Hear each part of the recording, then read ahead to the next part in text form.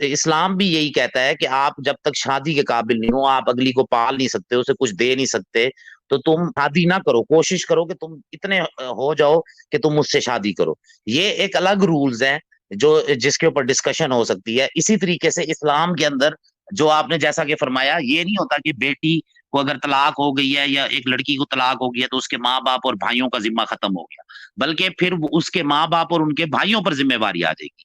ये हकूक फिर भाई के शुरू हो जाते हैं और माँ बाप के शुरू हो जाते हैं उसके ऊपर। उन्होंने अब उस अपनी बेटी का ख्याल रखना है और उसका अगला रिश्ता ढूंढना है। ये तो एक पूरा एक चेन है ना। ये चेन अगर आप डिस्कस करना चाहते हैं तो ये आगे हो सकती है, जरूर हो सकती है। तो तलाक के मामले में आप क्या अच्छा ऑप्शन दे रहे थे जिसके ऊपर मैं गौर करूं? तो तलाक के मामले में आप क्या अच्छा ऑप्शन दे रहे थे जिसके ऊपर मैं गौर करूं? मैं तो आपको जो ऑप्शन दूंगा, मैं जो सारी बातें बता रहा हूँ वो उन सबको ध्यान में रख के ही मैंने आपको तरीका बताने वाला हूँ। तो मैं तो चाह रहा था कि मैं आपके आखिरी पॉइंट सुन लूँ। मुझे नहीं लगता है कि वो आखिरी बात आपकी मैडम के थ्रू मैं सुन पाऊंगा। अगर आप ही बता दो तो चलेगा। नहीं, एक्चुअली मैं फिर वही कह रहा था कि मैं इसमें इसमें ना इस पॉइंट के ऊपर, क्योंकि ये बड़ा इंपॉर्टेंट पॉइंट है, इसके ऊपर मैं जरा सी भी कोई कोताही नहीं करना चाहता। मैं चाह रहा था कि वो कर लें, वो अभी अपनी फैमिली में बैठी हुई हैं, वो आ जाती हैं। मैंने अभी आपको बताया था कि हम कहीं और आए हुए हैं, तो इसके ऊपर हो जाएगी। लेकिन आप फिर भी बताएं ना, उसमें हम देख लेते हैं ना ठीक है, कि उसमें चलिए ठीक है, नुकसान मैं और बताता हूँ। फायदे क्या। चलिए अब मैं बताता हूँ। देखिए, आपने जो रूल मुझे बताए थे इस्लामिक तरीके की, इस्लामिक तरीका जो आपने बताया था, उसमें बता दे रहा हूँ मैंने क्या क्या खामी निकाली है। मैंने सबसे पहली खामी निकाली है कि उसमें इक्वलिटी की प्रॉब्लम है। एम, मर्द को तो अधिकार है लेकिन औरत को अधिकार नहीं है। एक बैकडोर खोला गया है उनके लिए। एक तो यहाँ पे मैंने प्रॉब्लम को रेज किया था। दूसरा मैंने किया था कि ये भरण पोषण के, अभी जो रिसेंट मैंने सबसे दलील दी है कि भरण पोषण का दिक्कत हो जाएगा। अगर वो तलाक दे देता है तो हो सकता है उसको दूसरी शादी कब हो कब नहीं हो, 5 साल के लिए, 5 साल के बाद हो, उसमें ये भी एक दिक्कत आ सकती है। और आपको ये भी हो सकता है कि ये एक खेल भी बन जाए। हो सकता है कुछ लोगों को डर ना हो। ठीक है, ऊपर वाले का डर तो ये सब चीज सही है कि ये सब डर दिखाया जा रहा है, लेकिन एक एक खेल भी बन सकता है कि नहीं यार, मुझे ये सब चीजें मुझे नहीं लगती है होती है। मैं तो अपने राइट्स का उपयोग कर रहा हूँ और मैं उनको तलाक दे दे रहा हूँ। ये दो तीन रीजन था। हाँ, एक और मैंने कमी बताई थी कि नहीं, मैंने ये तो आपको कमियां आप जो बता रहे हैं ना, इसके ऊपर डिस्कशन हो जाएगी वन बाय वन। आप ऑप्शन बता रहे थे बेटर के, हाँ, मैं इससे ऑप्शन बता रहा हूँ। मसला। मैं आखिरी आखिरी कमी बता के फिर मैं ऑप्शन बता रहा हूँ।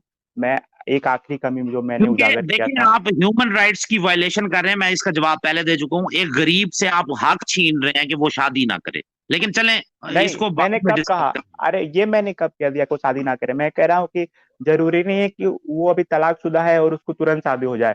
हो सकता है कि उसकी शादी 5 साल के बाद हो, नहीं हो।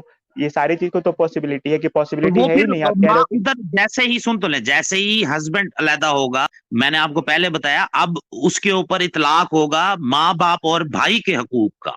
वो एक अलग डिस्कशन है, उस पर आप करना चाहें, मैं वो करने के लिए तैयार हूं जो कुरान से साबित होगा और हदीस से साबित होगा। वो ये नहीं है कि उस औरत को बेसहारा छोड़ दिया जाएगा। या आप इस चीज की इस्लाम में टेंशन ना लें। अगर कहीं पर कोई कर रहा है तो वो इंशाल्लाह ताला उसको उसकी सजा मिलेगी। आप इस तलाक के मामले पे एक तो जो कह रहे थे इक्वालिटी की बेसिस पर, वो तो डेफिनेटली हम अभी प्रूव भी करेंगे। वैसे तो आप तकरीबन मान भी चुके हैं ये बात, आपने खुद अपने मुंह से कहा है कि हाँ ठीक है, लेकिन हम उधर क्या अप्लाई करेंगे। लेकिन मैंने आपको उसको बताया कि रेशो बेसिस के ऊपर कानून बनाए जाते हैं। हर चीज इस दुनिया में इनकम्प्लीट है। किसी कोई चीज भी परफेक्ट नहीं है, परफेक्शन इज नॉट हेयर। हमने ये देखना है कि बेटर कैसे किया जा सकता है मुआशरे को। हमने बेटरमेंट की तरफ जाना है कि अच्छा रिजल्ट हमें ज्यादा से ज्यादा किस रूल के मुताबिक मिल सकता है। तो वो मैंने अपना आपको बताया। अब आप ये बताएं कि आपके रूल से कैसे बेटर परफॉर्मेंस होगी, मैं उसमें आपको कमियां और खामियां दिखाऊंगा। आप उसको मुझे कोई लॉजिकल आंसर दीजिएगा कि इसको कैसे दूर किया जा सकता है। हाँ, अब मैं अपना तरीका बताने वाला हूँ। देखो, अब मैं आपको तरीका देता हूँ। मैं आपको तरीके के रूप में भारत के संविधान द्वारा प्रमाणित इंडियन लॉ बताता हूँ। हाँ, अब मैं अपना तरीका बताने वाला हूँ। देखो, अब मैं आपको तरीका देता हूँ। मैं आपको तरीके के रूप में भारत के संविधान द्वारा प्रमाणित इंडियन लॉ बताता हूँ। वो तलाक की सूरत को क्या कहता है? वो कहता है कि तलाक, वो भी कहता है कि तलाक होना चाहिए। आपकी शादी हो जाती है तो ऐसा नहीं है कि आप उसके साथ बंधन में खूंटे से बंध गए हो। वो आपका पति कैसा भी हो, शराबी हो, कबाबी हो, आपकी पत्नी कैसी भी हो, यूजर व्यभिचारी भाई हो, ये गाली पॉइंट आ गया, आप भारत के संविधान को बताएं कि तलाक होती है, ठीक है, यहाँ तक तो हम सब एग्री हैं, अरे आगे मुझे अच्छे से समझाने दीजिए, मुझे अपने पॉइंट को अच्छे से समझाने दीजिए, ताकि जो लोग सुन रहे हैं या फिर आप भी सुन रहे हो तो आपको अच्छे से समझ नहीं में आए। नहीं, वो हम सब मानते हैं, आप आगे की तरफ बढ़ेंगे ना, ताकि व्यूअर्स का भी टाइम बचे, हमारी डिबेट मैं आगे की तरफ आगे की बढ़ तरफ सके। ही बढ़ रहा हूँ, मैं आगे की तरफ ही बढ़ रहा हूँ। मैं ये बता रहा हूँ कि भारत का संविधान ये कहता है कि तलाक तो होनी चाहिए। मैं बता दिया कि ये इस सूरत होनी चाहिए। अब वो एक तरीका देता है कि अगर आपको, अगर एक पति है, उसको अपनी पत्नी के साथ नहीं रहना है, प्रॉब्लम XYZ जो भी हो, तो उसको कोर्ट में जाना पड़ेगा। कोर्ट में एक हलफनामा देना पड़ेगा, अपने कारण को बताना पड़ेगा कि मैं इसके साथ नहीं रह सकता हूँ, मेरे ये कारण है, आप मेरा तलाक दिलवा दो। अगर पत्नी को अपने पति के साथ नहीं रहना है तो उसको कोर्ट में जाना पड़ेगा, उसको हलफनामा देना पड़ेगा कि मैं इसके साथ नहीं रह सकती हूँ, आप मेरा तलाक दिलवा दो। तो जो इक्वलिटी की बात है, इसमें एकदम समानता है कि पति भी कोर्ट में जा रहा है, पत्नी भी कोर्ट में जा रहे हो, दोनों को एक जैसा अधिकार है कि आप वो उनके पास जाके अपनी बात को रखो और आपको तलाक दिलवा दिया जाएगा। और कोर्ट भी, अब आगे की बात करते हैं, कोर्ट भी वो देखेगी कि वो रीजन क्या दे रहा है।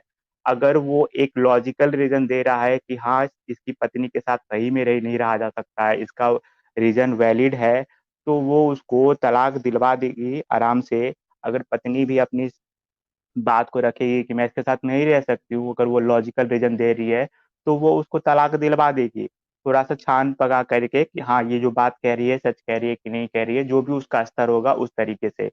अगर वो इनवैलिड, अगर वो ऐसा लॉजिक देता है कि जो कि लॉजिकल नहीं हो, बचकाना हो, सिर्फ़ सिर्फ़ ऐसे ही दे रहा हो, कोई अच्छी बात नहीं हो, तो भी उसका तलाक होगा। क्योंकि आप उसको तो रोक सकते ही नहीं हो ना, अब उसको नहीं रहना है, भले उसके पास कोई अच्छा रीज़न नहीं हो, लेकिन तलाक तो होगा। लेकिन उस सूरत में वो पति ऐसे ही तलाक दे के नहीं निकल जाएगा कि मेरे पास कोई लॉजिक नहीं है, मैं किसी भी छोटी-सी बात पे इसको तलाक दे रहा हूँ, और वो खुले साड़ की तरह नहीं घूम सकता है। कोर्ट उस पे पेनल्टी करेगी कि तुम ऐसे ही बिना किसी लॉजिकल रीज़न के निकल रहे हो, तुमको अपनी पत्नी का भरण-पोषण करना पड़ेगा, तुम्हारे बच्चे-वच्चे हैं तो उनके लिए ज़िम्मेदारी उठानी पड़ेगी। एक मंथली उनको एलिमनी तय होती है, उनकी प्रॉपर्टी होती है, तो उसमें से कुछ परसेंटेज दिया जाता है, और पत्नी के साथ भी वाइसा वर्सा। तो ये है इंडियन कानून।